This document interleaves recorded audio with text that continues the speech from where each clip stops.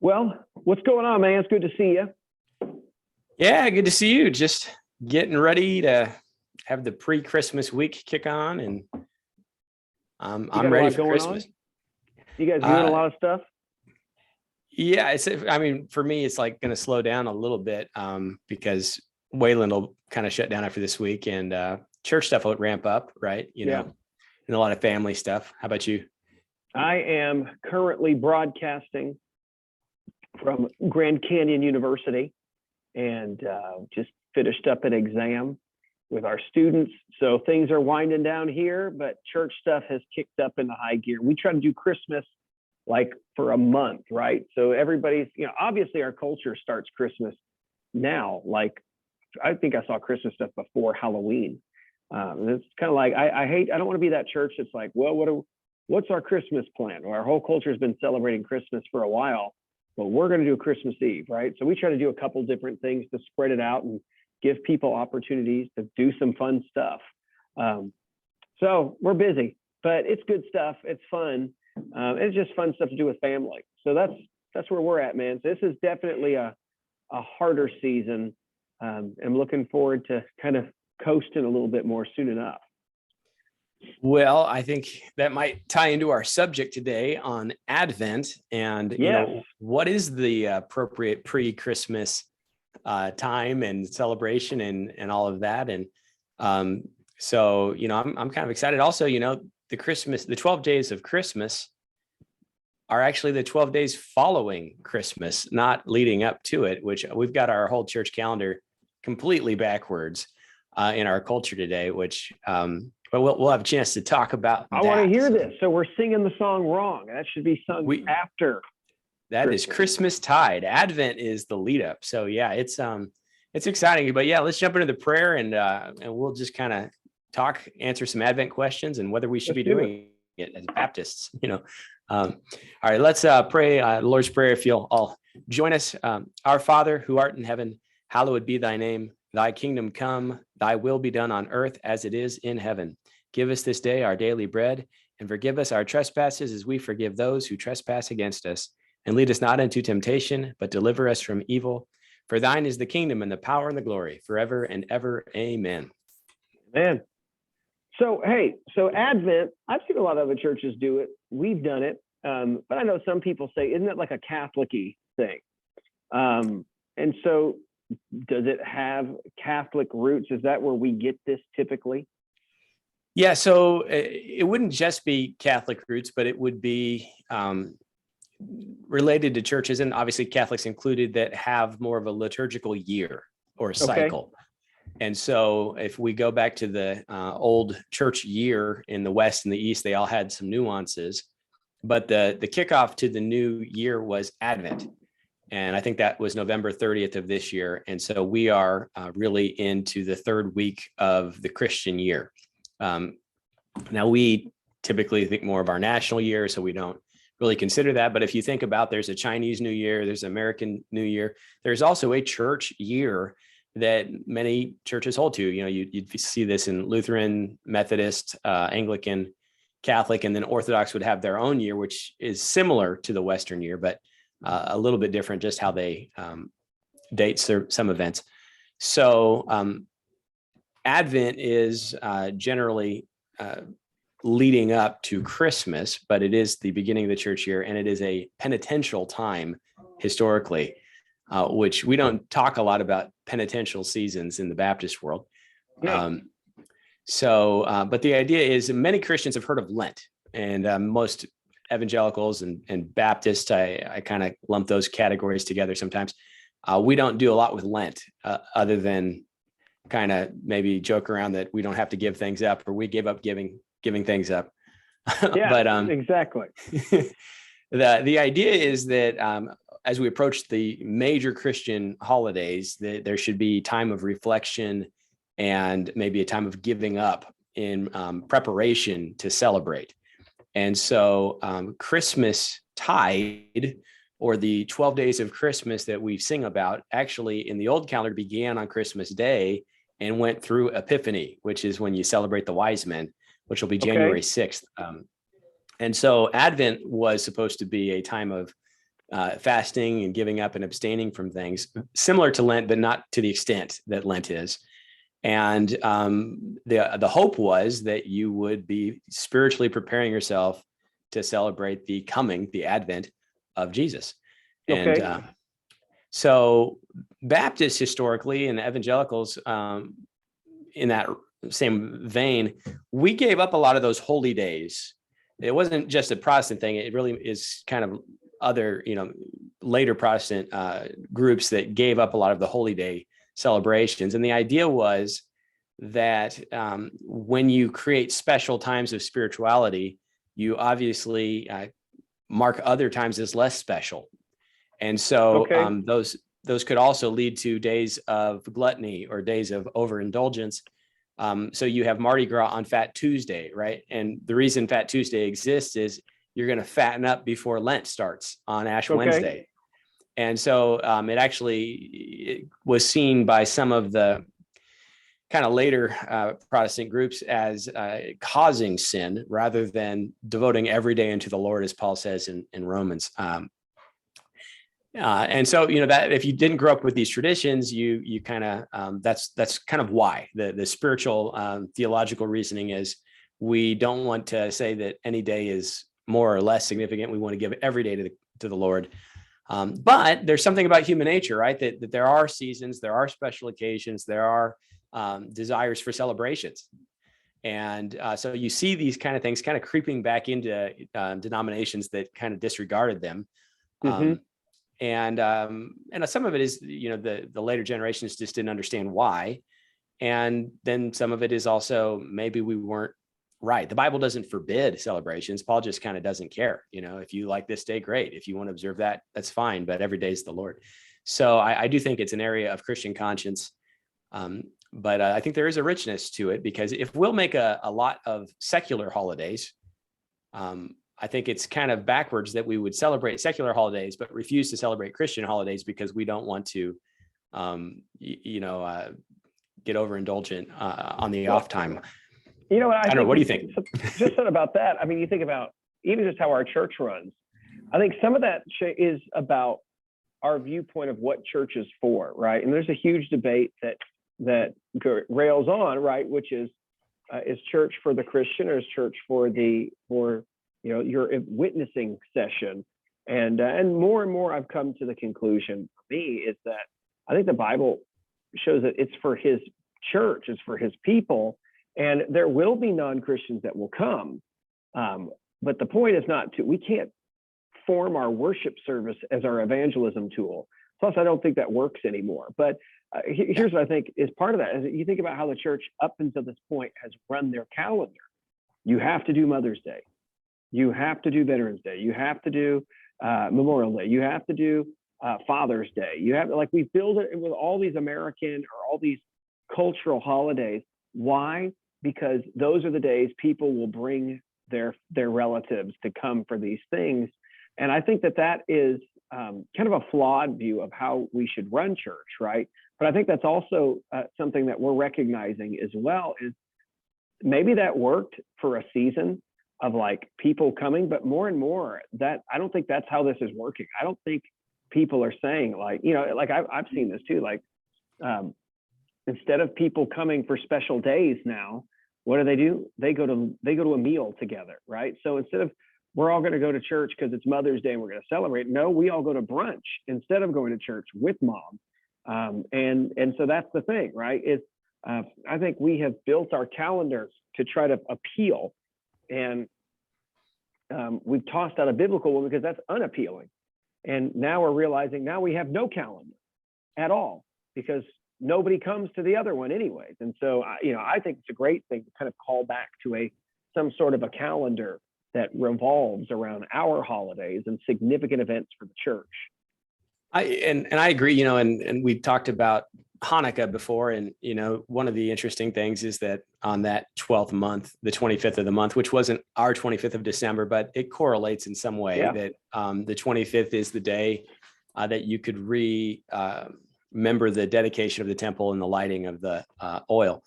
And so I do see some correlation to celebrating Christmas with the birth of Christ, whether or not he was born on the 25th. I'm not worried about that. But what you saw is as the church was expanding, they would take over holidays that were secular and Christianize them. Yeah. And so Advent ends up becoming that preparation time for the day that we have set aside to celebrate the birth of Jesus. Sorry, were you going to say something there? No, man. So again, I have a lot of people, even in my own church or that I've run into that kind of look at the pagan roots underneath some of those dates and then say we shouldn't celebrate any of it. And really that's kind of going back a little bit to that other idea of we'll just not celebrate anything. But then you find that you're celebrating other things. And so I kind of ask the question, why can't we celebrate the Christian things as well? And we just want to make sure that whatever we're doing, we're truly doing it unto the Lord. So Advent has been around for a long, long time. Now in the Eastern Orthodox, they have a nativity fast, which is actually another Lent. It's 40 days. It starts off in November, 40 days prior to Christmas, and they do a hard core fast. So they almost have 2 Lents in their calendar.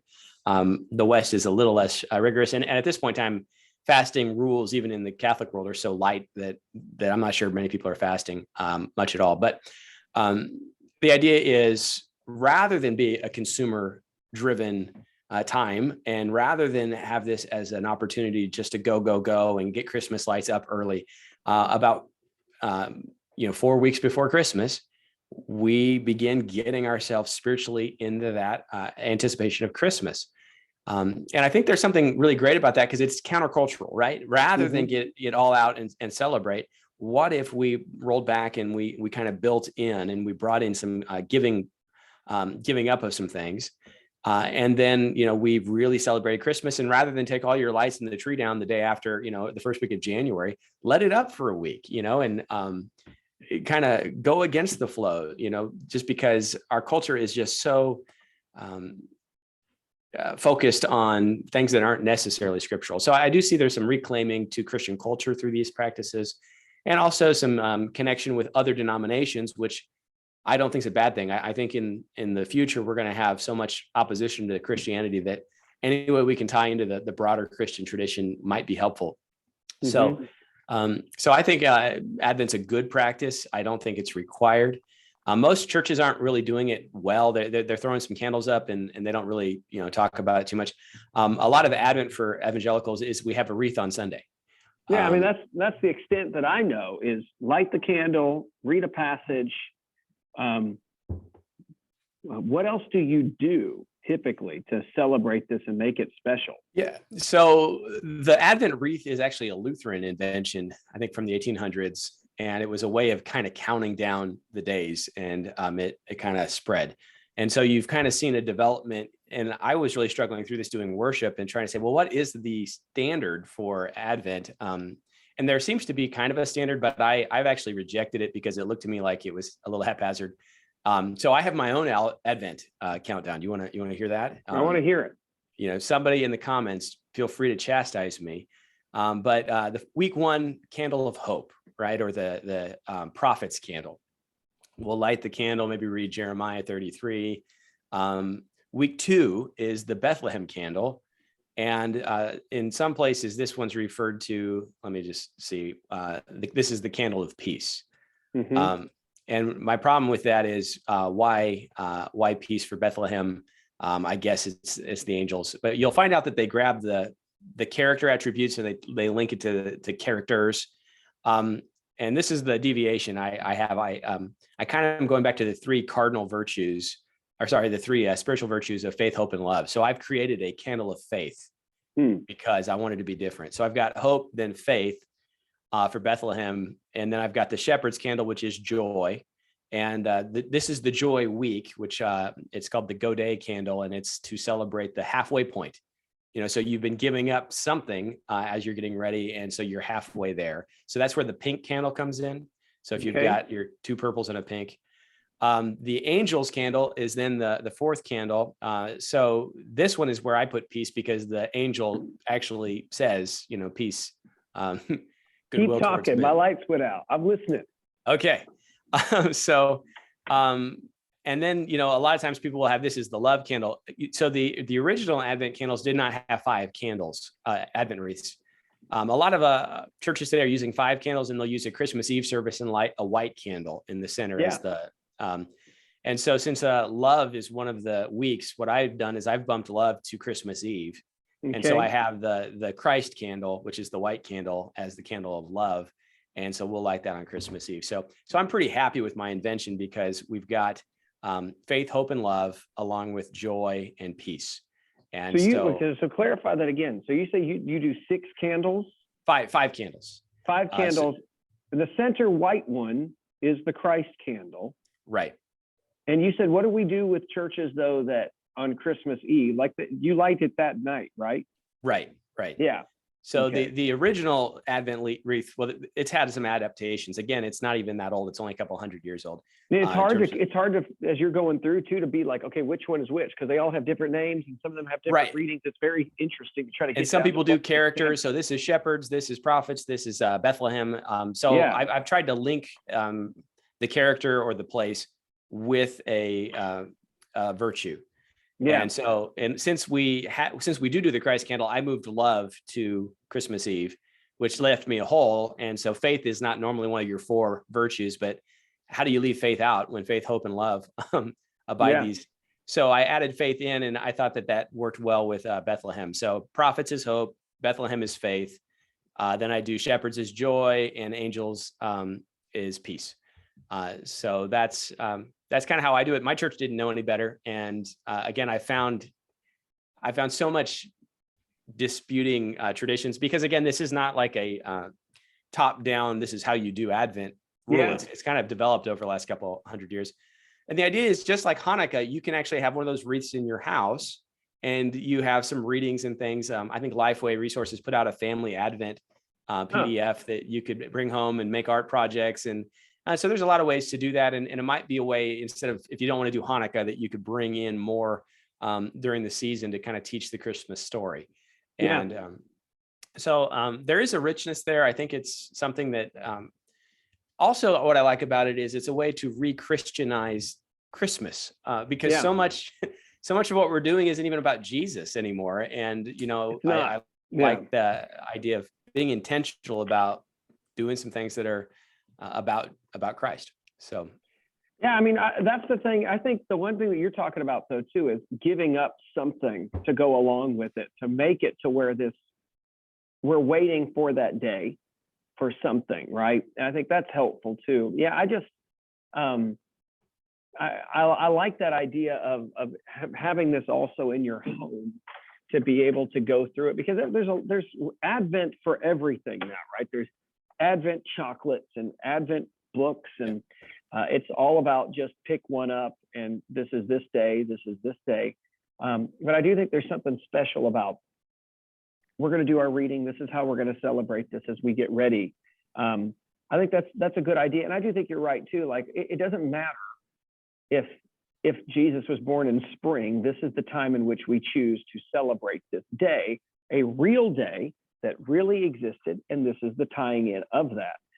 And so we build up to that, of how important it is. But I think that's one of the things, if done well, and if those candles really are, those themes are really pulled out, and the passages if the passages really tie in to that, then I think it can make sense. Because I think sometimes I've seen it too, where you'll have a candle, but then you read the passages and you're like, what does this have to do with that candle, right? And I think having some sort of game plan of how each one is representative of something, where it ties into that, where it's really the prayers or the readings are specific, and they are very helpful in getting you there.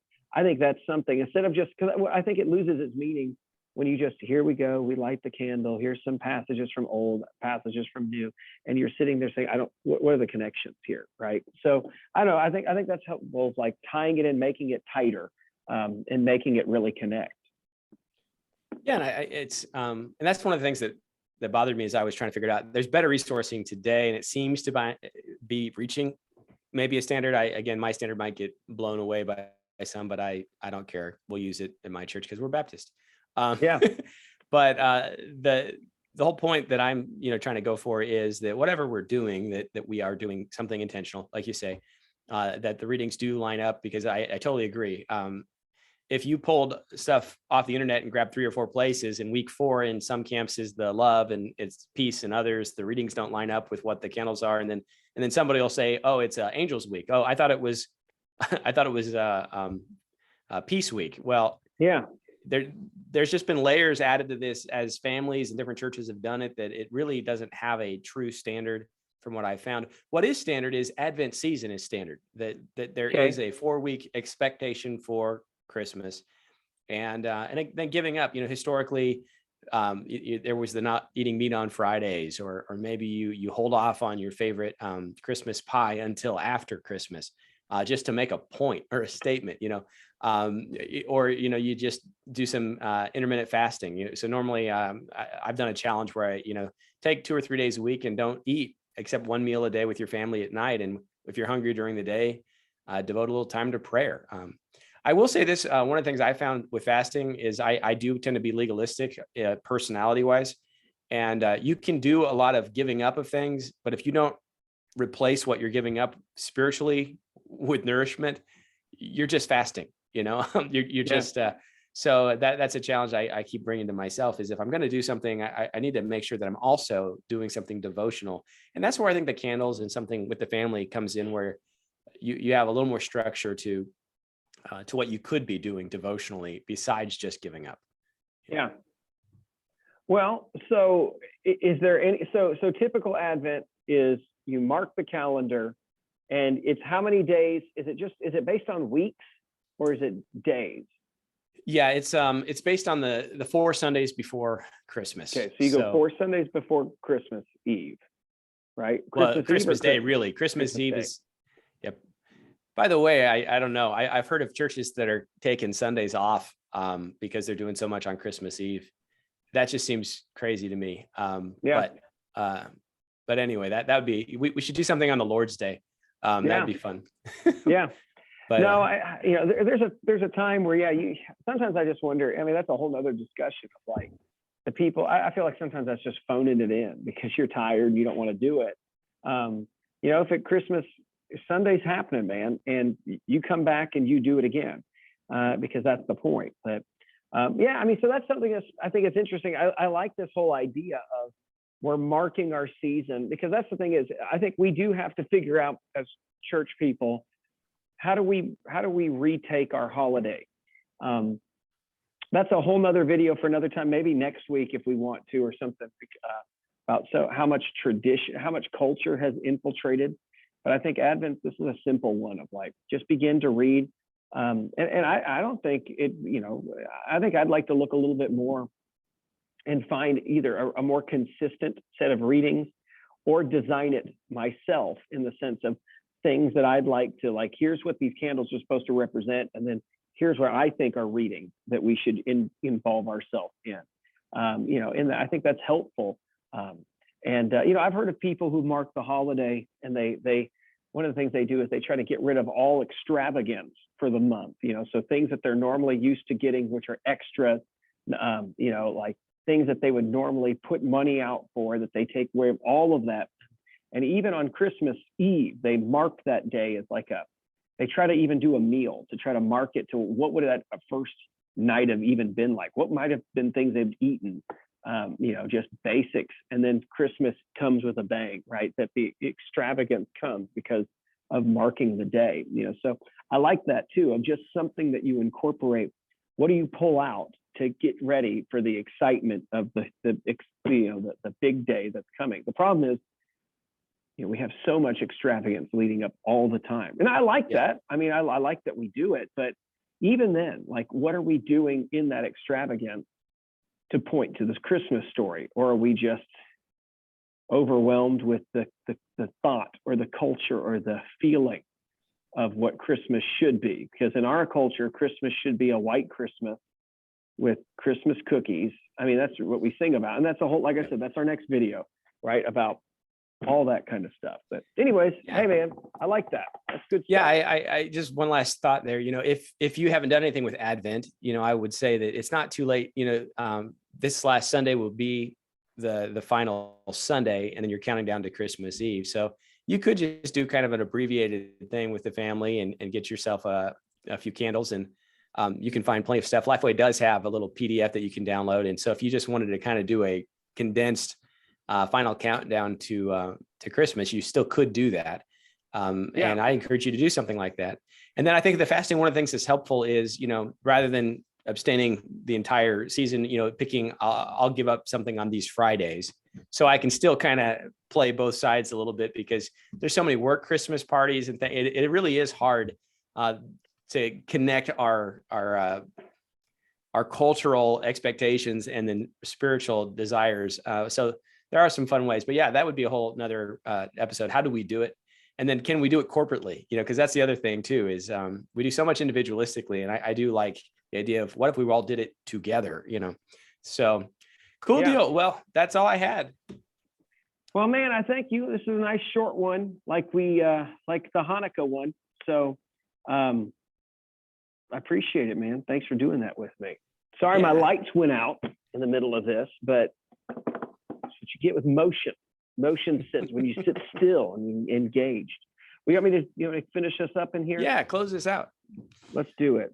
Here we go. May the Lord bless you and keep you and make his face shine upon you and be gracious to you. May the Lord lift up his countenance upon you and give you peace. God bless you guys. Thanks for watching. It's been another one in the can, man. Yeah, have a happy Advent season. Wait, hold on. Forgot one thing. The 12 days. So after Advent, you go 12 more days to get ready for the wise men, correct? Yeah. So we sing the song afterwards, not before. Because they weren't there. There's 12 gifts? Well, 12, I just think Epiphany was, that's what they call the coming of the wise men, Epiphanies.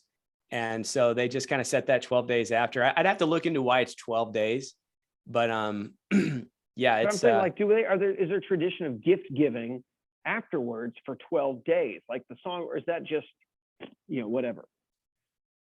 Well, we could hunt it down and do one in next year. I'd be speaking out of ignorance, half the time I am anyway. What does a Baptist know about this stuff? Well, you brought it up, man. I just thought, who knows? So, okay, so there you go. I don't know, but I don't want to sing that song anyway. So, but I'll sing it after Christmas. Thanks. I'm sorry. It was just a thought that I'd had. And I know you addressed part of it, but I wanted to get back in. All right. Hey, I'm done. Are you done? All right. Hey, take care. Have a good one. Take care. Bye-bye.